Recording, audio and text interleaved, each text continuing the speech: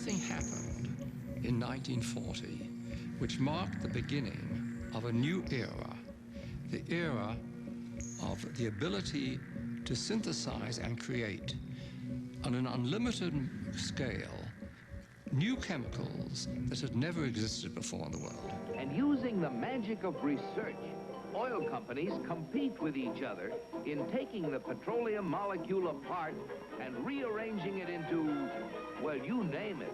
So suddenly it became possible to produce any new chemicals, synthetic chemicals, the likes of which had never existed before in the world, for any purpose and at virtually no cost.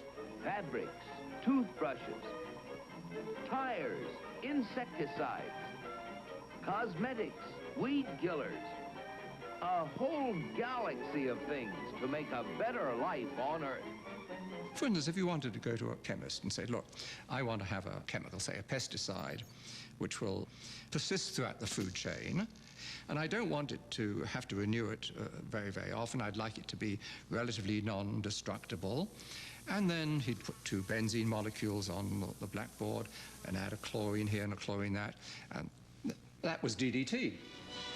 When the 8th Army needed Jap civilians to help them out in our occupation, they called on native doctors to administer DDT under the supervision of our men to stem a potential typhus epidemic. Dusting like this goes a long way in checking disease, and the laughs on them. Pardon our dust.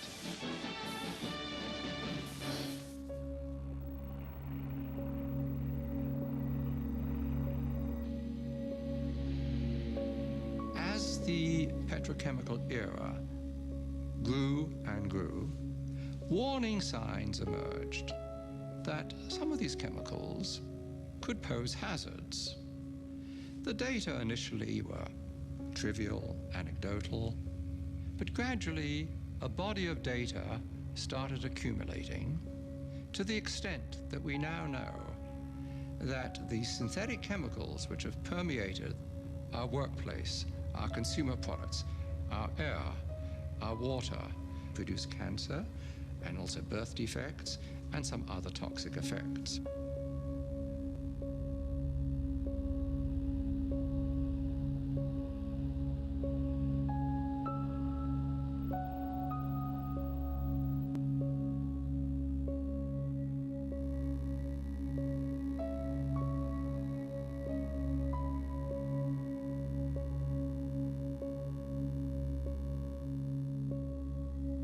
Furthermore, industry has known about this, at least most industries have known about this, and have attempted to trivialize these risks.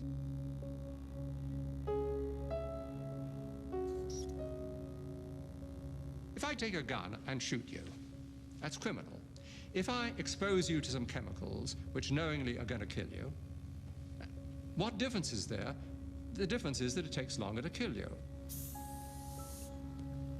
We are now in the midst of a major cancer epidemic, and I have no doubt, and I have documented the basis for this, that industry is largely responsible for this overwhelming epidemic of cancer, in which 1 in every 2 men get cancer in their lifetimes, and 1 in every 3 women get cancer in their lifetimes.